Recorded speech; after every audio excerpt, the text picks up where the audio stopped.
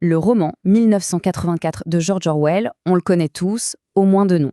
Mais c'est bien plus qu'une simple fiction dystopique. C'est un véritable outil d'analyse, une dissection incroyablement lucide des mécanismes du pouvoir absolu. C'est ce qu'on va faire aujourd'hui. On va décomposer cette œuvre pour en comprendre la structure profonde. Voilà, tout est dit dans cette citation d'O'Brien, un des personnages centraux du roman. Elle pose d'emblée la thèse fondamentale que nous allons explorer, le pouvoir pas comme un instrument pour atteindre un but plus noble, non. Le pouvoir comme la finalité ultime, le but en soi. Le décor est donc posé, l'Océania, un super-État totalitaire. Et on découvre ce monde à travers le regard du protagoniste Winston Smith. C'est en observant son quotidien, son travail, ses pensées, qu'on va pouvoir analyser pièce par pièce les rouages de cette machine oppressive. La question centrale est donc la suivante. Comment est-ce possible ? Comment un État peut-il parvenir à un tel niveau de contrôle ? Pas juste sur les actions, mais sur la réalité elle-même. C'est là où le génie d'Orwell opère. Son roman n'est pas juste une peinture de la tyrannie, c'est une exposition de sa mécanique interne, avec une précision presque chirurgicale. Pour répondre à cette question, commençons par analyser les mécanismes les plus visibles, ce qu'on pourrait appeler les piliers externes que le parti utilise pour maintenir son emprise sur la société. Ces piliers sont au nombre de 3. Une surveillance de tous les instants, une manipulation systématique du passé et une véritable ingénierie de la langue. C'est l'armature du système. Examinons maintenant comment chacun d'eux fonctionne. Le premier pilier, le plus connu, c'est la surveillance de masse. Avec les télécrans qui sont partout, tout le temps, la notion même de vie privée disparaît. Il est impossible de ne pas être observé. Et cet état de visibilité permanente force à l'autocensure, à la conformité, car la moindre déviance peut être instantanément détectée et sanctionnée. Le deuxième pilier, c'est la maîtrise totale du passé. Le ministère de la Vérité, où travaille Winston, a pour unique mission de réécrire en permanence les archives. Le but, s'assurer que le passé soit toujours en accord avec le présent du parti. Résultat, la vérité objective n'existe plus. Il n'y a que la vérité du moment, décrétée par le pouvoir.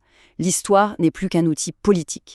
Le troisième pilier est sans doute le plus radical, le plus ambitieux. C'est l'ingénierie du langage, la novlangue.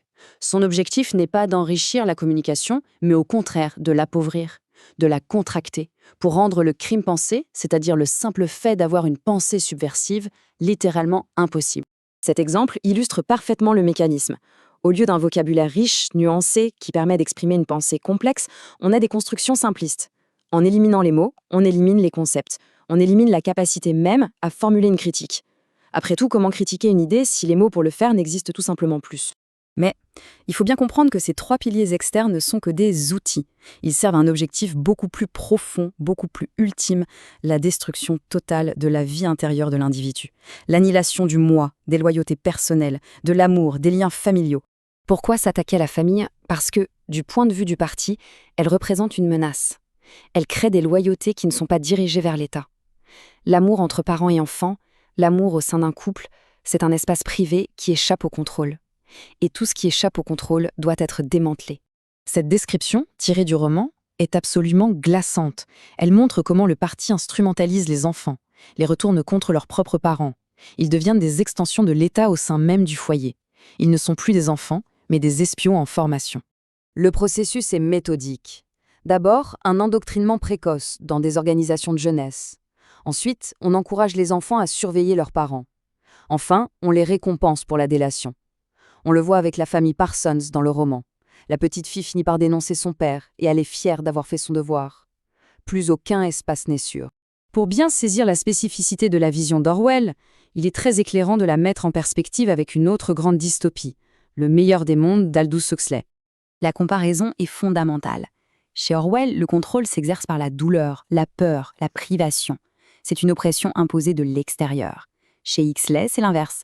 Le contrôle passe par le plaisir, le divertissement, une surabondance d'informations futiles. La population en vient à aimer sa servitude. En somme, Orwell craignait qu'on nous interdise les livres. Huxley, lui, craignait qu'il n'y ait plus personne pour avoir envie d'en lire. Cette distinction nous amène logiquement à la dernière partie de notre analyse. En quoi ce cadre conceptuel, forgé par Orwell il y a plus de 70 ans, peut-il encore nous aider à comprendre le monde d'aujourd'hui ? Certains analystes, comme le philosophe Jean-Jacques Rousissa, établissent des parallèles directs. La surveillance généralisée trouve un écho dans certains systèmes étatiques de contrôle social. La religion du pouvoir pour le pouvoir se manifeste dans des régimes construits autour du culte d'un leader. Et la double pensée, cette faculté à accepter deux idées contradictoires, eh bien, c'est une compétence presque nécessaire pour naviguer à l'ère de la post-vérité et de la désinformation.